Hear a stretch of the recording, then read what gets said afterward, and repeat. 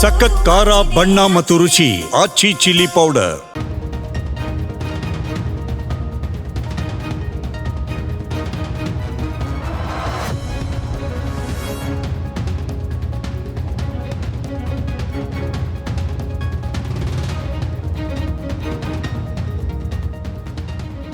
ಚಾಲುಕ್ಯರ ಆಳ್ವಿಕೆಗೆ ಒಳಪಟ್ಟ ಐತಿಹಾಸಿಕ ಸ್ಥಳಗಳಿಗೆ ಹೆಸರುವಾಸಿಯಾಗಿರುವ ಜಿಲ್ಲೆ ಬಾಗಲಕೋಟೆ. ಘಟಪ್ರಭಾ ನದಿಯ ದಡದಲ್ಲಿರುವ ಈ ಜಿಲ್ಲೆ ಕೃಷ್ಣ ಮತ್ತು ಮಲಪ್ರಭಾ ನದಿಗಳ ಸಂಗಮ ಸ್ಥಾನವಾದ ಕೂಡಲ ಸಂಗಮಕ್ಕೂ ಪ್ರಸಿದ್ಧವಾಗಿದೆ. ಈ ಮೊದಲು ಈಗಿನ ವಿಜಯಪುರ ಜಿಲ್ಲೆಯಲ್ಲಿದ್ದ ಬಾಗಲಕೋಟೆ 1997ರಲ್ಲಿ ಜೆ.ಎಚ್. ಪಟೇಲ್ ಅವರು ಮುಖ್ಯಮಂತ್ರಿಯಾಗಿದ್ದ ಕಾಲದಲ್ಲಿ ಹೊಸ ಜಿಲ್ಲೆಯಾಗಿ ಅಸ್ತಿತ್ವಕ್ಕೆ ಬಂದಿತು. ಹುಂಡೇಕಾರ್ ಸಮಿತಿ ಮತ್ತು ಗದ್ದಿಗೌಡರ ಸಮಿತಿಗಳು ಬಾಗಲಕೋಟೆ ಜಿಲ್ಲೆಯನ್ನಾಗಿಸಲು ಶಿಫಾರಸು ಮಾಡಿದ್ದು. ಎಸ್. ನಿಜಲಿಂಗಪ್ಪ ಅವರಿಗೆ ರಾಜಕೀಯ ಮರುಜೀವ ನೀಡಿ ಮುಖ್ಯಮಂತ್ರಿ ಮಾಡಿದ ಕ್ಷೇತ್ರ ಬಾಗಲಕೋಟೆ. 2023ರ ವಿಧಾನಸಭಾ ಚುನಾವಣೆಯಲ್ಲಿ ಬಿಜೆಪಿಯಿಂದ ವೀರಣ್ಣ ಚರಂತಿಮಠ್ ಹಾಗೂ ಕಾಂಗ್ರೆಸ್ನಿಂದ ಎಚ್.ವೈ. ಮೇಟಿ ಸ್ಪರ್ಧೆ ಮಾಡಿದ್ರು. ಈ ಚುನಾವಣೆಯಲ್ಲಿ ಎಚ್.ವೈ. ಮೇಟಿ ಗೆಲುವು ಸಾಧಿಸಿದ್ರು. ಆದರೆ ಕಳೆದ ನವೆಂಬರ್ ತಿಂಗಳಲ್ಲಿ ಅನಾರೋಗ್ಯದ ಕಾರಣದಿಂದ ಅವರು ಮೃತಪಟ್ಟ ಹಿನ್ನೆಲೆ ಇದೀಗ ಕ್ಷೇತ್ರ ಖಾಲಿಯಾಗಿದ್ದು ಉಪಚುನಾವಣೆ ನಡೆಯಬೇಕಿದೆ. ಎಚ್.ವೈ. ಮೇಟಿ ಹುಲ್ಲಪ್ಪ ಯಮನಪ್ಪ ಮೇಟಿ 1989ರಲ್ಲಿ ಗುಳೇದಗುಡ್ಡ ಕ್ಷೇತ್ರದಿಂದ ಮೊದಲ ಬಾರಿಗೆ ಜನತಾ ಪಕ್ಷದಿಂದ ಸ್ಪರ್ಧಿಸಿ ಗೆಲುವು ಕಂಡರು. 1994ರಲ್ಲಿ ಎರಡನೇ ಸಲ ಗುಳೇದಗುಡ್ಡದಿಂದ ಜನತಾ ದಳದಲ್ಲಿ ಗೆಲುವು ಸಾಧಿಸಿ ದೇವೇಗೌಡರ ಸಂಪುಟದಲ್ಲಿ ಅರಣ್ಯ ಖಾತೆ ಸಚಿವರಾಗಿದ್ರು. 1996ರಲ್ಲಿ ಸಂಸತ್ ಚುನಾವಣೆಗೆ ಸ್ಪರ್ಧಿಸಿ ಸಂಸದರು ಕೂಡ ಆಗಿದ್ರು. 1998ರಲ್ಲಿ ಬಾಗಲಕೋಟೆ ಲೋಕಸಭಾ ಕ್ಷೇತ್ರದಿಂದ ಸೋಲು ಕಂಡ್ರು. ನಂತರ ಜನತಾ ಪರಿವಾರ ಇಬ್ಬಾಗವಾದಾಗ ಸಿದ್ದರಾಮಯ್ಯನವರ ಜೊತೆಗೆ ಜೆಡಿಎಸ್ನಲ್ಲಿ ಉಳಿದ ಮೇಟಿ 1999ರಲ್ಲಿ ಗುಳೇದಗುಡ್ಡ ವಿಧಾನಸಭಾ ಕ್ಷೇತ್ರದಲ್ಲಿ ಸೋಲು ಕಂಡರು. 2004ರಲ್ಲಿ ಜೆಡಿಎಸ್ನಿಂದ ಮತ್ತೆ ಗುಳೇದಗುಡ್ಡದಿಂದ ಸ್ಪರ್ಧಿಸಿ ಗೆಲುವು ಕಂಡ್ರು. ಜೆಡಿಎಸ್ ಬಿಟ್ಟು ಸಿದ್ದರಾಮಯ್ಯನವರು ಹೊರಬಂದಾಗ ಸ್ವಾಮಿ ನಿಷ್ಠೆ ಮೂಲಕ ಜೆಡಿಎಸ್ ಬಿಟ್ಟು ಮೇಟಿ ಕೂಡ ಹೊರಬಂದ್ರು. 2008ರಲ್ಲಿ ಕ್ಷೇತ್ರ ಪುನರ್ ವಿಂಗಡಣೆಯಾಗಿ ಗುಳೇದಗುಡ್ಡ ಕ್ಷೇತ್ರ ಹೋಗಿದ್ದಕ್ಕೆ 2008ರ ಚುನಾವಣೆಗೆ ಮೊದಲ ಬಾರಿ ಕಾಂಗ್ರೆಸ್ನಿಂದ ಬಾಗಲಕೋಟೆ ಕ್ಷೇತ್ರದಿಂದ ಸ್ಪರ್ಧೆ ಮಾಡಿ ಸೋಲು ಅನುಭವಿಸಿದ್ರು. 2013ರಲ್ಲಿ ಮತ್ತೆ ಬಾಗಲಕೋಟೆ ಮತಕ್ಷೇತ್ರದಿಂದ ಗೆಲುವು ಸಾಧಿಸಿದ್ರು. 2016ರಲ್ಲಿ ಸಿದ್ದು ಸಂಪುಟದಲ್ಲಿ ಅಲ್ಪ ಸಮಯ ಅಬಕಾರಿ ಸಚಿವರಾಗಿ ಕೆಲಸ ಮಾಡಿದ ಮೇಟಿ 2018ರಲ್ಲಿ ಕಾಂಗ್ರೆಸ್ನಿಂದ ಸ್ಪರ್ಧೆ ಮಾಡಿ ಸೋಲು ಅನುಭವಿಸಿದ್ರು. 2023ರಲ್ಲಿ ಮತ್ತೆ ಕಾಂಗ್ರೆಸ್ನಿಂದ ಬಾಗಲಕೋಟೆಯಲ್ಲಿ ಗೆಲುವು ಕಂಡಿದ್ರು.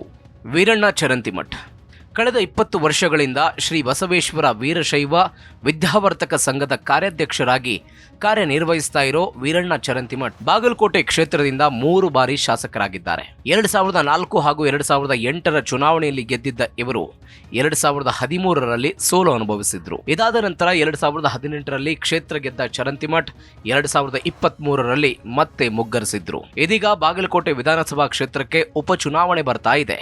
ಈ ಕ್ಷೇತ್ರದಲ್ಲಿ ಬಿಜೆಪಿ ಇವರಿಗೆ ಅವಕಾಶ ಕೊಡುತ್ತಾ ಕಾದು ನೋಡಬೇಕು. 2023ರ ಚುನಾವಣೆಯಲ್ಲಿ ವೀರಣ್ಣ ಚರಂತಿಮಠ್ ಅವರ ಸಹೋದರ ಮಲ್ಲಿಕಾರ್ಜುನ್ ಚರಂತಿಮಠ್ ಪಕ್ಷೇತರ ಅಭ್ಯರ್ಥಿಯಾಗಿ ಸ್ಪರ್ಧೆ ಮಾಡಿದ್ರು. ಕ್ಷೇತ್ರದ ಚುನಾವಣೆಯ ಹಿನ್ನೋಟ 1951ರಿಂದ 1978ರವರೆಗೆ ನಡೆದ ಚುನಾವಣೆಗಳಲ್ಲಿ ಕಾಂಗ್ರೆಸ್ ಸತತವಾಗಿ ಇಲ್ಲಿ ಜಯ ಸಾಧಿಸಿದೆ. ಆರಂಭದ 3 ಚುನಾವಣೆಗಳಲ್ಲಿ 1951, 1957, 1962ರ ಚುನಾವಣೆಗಳಲ್ಲಿ ಕಾಂಗ್ರೆಸ್ನ ಬಿ.ಟಿ. ಮುರ್ನಾಳ್ ಹ್ಯಾಟ್ರಿಕ್ ಜಯ ಸಾಧಿಸಿದ್ರು. ಇದೇ ಬಿ.ಟಿ. ಮುರ್ನಾಳ್ ಎಸ್. ನಿಜಲಿಂಗಪ್ಪ ಅವರ ಮುಖ್ಯಮಂತ್ರಿ ಆಗುವುದಕ್ಕೆ ತಮ್ಮ ಶಾಸಕ ಸ್ಥಾನಕ್ಕೆ ರಾಜೀನಾಮೆ ಕೊಟ್ಟಿದ್ರು. ರಾಜ್ಯದ ಆಡಳಿತ ಚುಕ್ಕಾಣಿಯನ್ನ ಸತತ 2 ಬಾರಿ ಹಿಡಿದುಕೊಂಡ ಕಾಂಗ್ರೆಸ್ 3ನೇ ಬಾರಿಗೂ ಅಧಿಕಾರಕ್ಕೆ ಬರುವುದಕ್ಕೆ ಯೋಜನೆ ರೂಪಿಸಿ ಮುಖ್ಯಮಂತ್ರಿ ಸ್ಥಾನದಿಂದ ಕೆಳಗಿಳಿಸಿದ್ದ ಎಸ್. ನಿಜಲಿಂಗಪ್ಪ ಅವರಿಗೆ ಮತ್ತೆ ನಾಯಕತ್ವದ ಹೊಣೆ ಹೊರಿಸಲಾಯಿತು. ಅವರ ನೇತೃತ್ವದಲ್ಲಿ 1962ರಲ್ಲಿ ನಡೆದ ಚುನಾವಣೆಯಲ್ಲಿ ಕಾಂಗ್ರೆಸ್ ಸ್ಪರ್ಧೆ ನಡೆಸಿ 208 ಕ್ಷೇತ್ರಗಳಲ್ಲಿ ಕಾಂಗ್ರೆಸ್ 138 ಸ್ಥಾನ ಗೆದ್ದು ಅಧಿಕಾರದ ಗದ್ದುಗೆಗೇರಿತು. ಆದರೆ ಮುಖ್ಯಮಂತ್ರಿ ಅಭ್ಯರ್ಥಿಯಂತೆ ಬಿಂಬಿತರಾಗಿದ್ದ ಎಸ್. ನಿಜಲಿಂಗಪ್ಪ ಅವರು ಹೊಸದುರ್ಗದಲ್ಲಿ ಸೋತಿದ್ರು. ಹೀಗಾಗಿ ಎಸ್.ಆರ್. ಕಂಠಿ ರಾಜ್ಯದ 6ನೇ ಮುಖ್ಯಮಂತ್ರಿ ಆದರು. ಎಸ್.ಆರ್. ಕಂಠಿಯವರ ಮುಖ್ಯಮಂತ್ರಿ ಸ್ಥಾನ ಬಹುದಿನ ಉಳಿಯಲಿಲ್ಲ. 3 ತಿಂಗಳ ಒಳಗೆ ಒಲ್ಲದ ಮನಸ್ಸಿನಿಂದ ರಾಜೀನಾಮೆ ನೀಡಿದ್ರು. ಯಾಕೆಂದ್ರೆ ನಿಜಲಿಂಗಪ್ಪ ಮುಖ್ಯಮಂತ್ರಿ ಆಗಲಿ ಅಂತ ಬಾಗಲಕೋಟೆ ಶಾಸಕ ಬಿ.ಟಿ. ಮುರ್ನಾಳ್ ತಮ್ಮ ಸ್ಥಾನಕ್ಕೆ ರಾಜೀನಾಮೆ ಕೊಟ್ಟಿದ್ರು. ಆ ಕ್ಷೇತ್ರಕ್ಕೆ ನಡೆದ ಉಪಚುನಾವಣೆಯಲ್ಲಿ ಎಸ್. ನಿಜಲಿಂಗಪ್ಪ ಹಾಗೂ 2 ನಾಮಪತ್ರ ಸಲ್ಲಿಸಿದ್ರು. ಇತರೆ 2 ನಾಮಪತ್ರ ತಿರಸ್ಕಾರವಾಗಿದ್ದರಿಂದ ಎಸ್. ನಿಜಲಿಂಗಪ್ಪ ಅವಿರೋಧವಾಗಿ ಆಯ್ಕೆಯಾಗಿ ಮುಖ್ಯಮಂತ್ರಿಯಾದರು.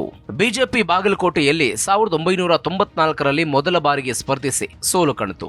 ಅದಾದ ಬಳಿಕ 1999ರಿಂದ ನಿರಂತರವಾಗಿ ಬಿಜೆಪಿ ಗೆಲ್ಲುತ್ತಲೇ ಬಂದಿದ್ದು ಇಂದಿಗೂ ಬಾಗಲಕೋಟೆ ಬಿಜೆಪಿಯ ಭದ್ರಕೋಟೆ ಅಂತ ಹೇಳಲಾಗುತ್ತೆ.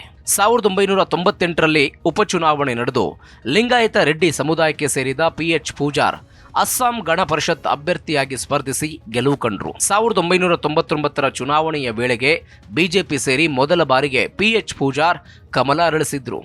2004ರ ಚುನಾವಣೆಯಲ್ಲಿ ಬಿಜೆಪಿಯ ವೀರಣ್ಣ ಚರಂತಿಮಠ್ ಕಣಕ್ಕಿಳಿದು ಗೆಲುವಿನ ನಗೆ ಬೀರಿದ್ರು. ಬದಲಾದ ರಾಜಕೀಯ ಪರಿಸ್ಥಿತಿಯಲ್ಲಿ ಬಿಜೆಪಿ ತೊರೆದು ಪಕ್ಷೇತರವಾಗಿ ಸ್ಪರ್ಧಿಸಿದ್ದ PH ಪೂಜಾರ್ 2ನೇ ಸ್ಥಾನಕ್ಕೆ ತೃಪ್ತಿಪಟ್ಟರು.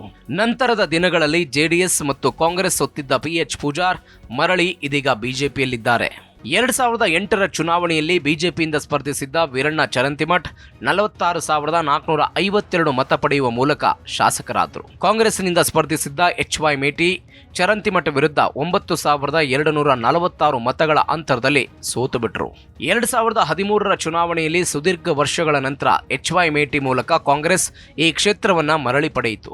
HY ಮೇಟಿ 68,216 ಮತ ಪಡೆದು ಗೆಲುವಿನ ನಗೆ ಬೀರಿದರೆ ಬಿಜೆಪಿಯ ಚರಂತಿಮಠ್ ತೀವ್ರ ಪೈಪೋಟಿ ನೀಡಿ 2,900 ಮತಗಳ ಅಂತರದಿಂದ ಸೋಲು ಕಂಡರು. HY ಮೇಟಿ ಅವರು ಸಿದ್ದರಾಮಯ್ಯ ಸರ್ಕಾರದಲ್ಲಿ ಅಬಕಾರಿ ಸಚಿವರಾಗಿದ್ದರು. ವಿಡಿಯೋ CD ಪ್ರಕರಣದಲ್ಲಿ ಸಿಲುಕಿ ಸಚಿವ ಸ್ಥಾನಕ್ಕೆ ರಾಜೀನಾಮೆ ಕೊಟ್ಟಿದ್ರು. 2018ರ ಚುನಾವಣೆಯಲ್ಲಿ ಬಿಜೆಪಿ ಮತ್ತೆ ವೀರಣ್ಣ ಚರಂತಿಮಠ್ ಮೂಲಕ ಬಾಗಲಕೋಟೆ ಕ್ಷೇತ್ರವನ್ನ ಮರಳಿ ಪಡೆಯಿತು. ಕಾಂಗ್ರೆಸ್ನಿಂದ ಸ್ಪರ್ಧಿಸಿದ್ದ ಮೇಟಿ 69,719 ಮತ ಪಡೆದರೆ ಚರಂತಿಮಠ್ 85,653 ಮತ ಪಡೆದು ಗೆಲುವಿನ ನಗೆ ಬೀರಿದ್ರು. 2023ರಲ್ಲಿ ಕಾಂಗ್ರೆಸ್ನ HY ಮೇಟಿ 79,336 ಮತ ಪಡೆದರೆ ಬಿಜೆಪಿಯ ವೀರಣ್ಣ ಚರಂತಿಮಠ್ 73,458 ಮತಗಳನ್ನು ಪಡೆದರು. ಇನ್ನು ಪಕ್ಷೇತರ ಅಭ್ಯರ್ಥಿಯಾಗಿ ಸ್ಪರ್ಧೆ ಮಾಡಿದ್ದ ಮಲ್ಲಿಕಾರ್ಜುನ್ ಚರಂತಿಮಠ್ 10,116 ಮತಗಳನ್ನು ಪಡೆದುಕೊಂಡಿದ್ದರು. ಈ ಚುನಾವಣೆಯಲ್ಲಿ HY ಮೇಟಿ ಗೆಲುವು ದಾಖಲಿಸಿದ್ರು.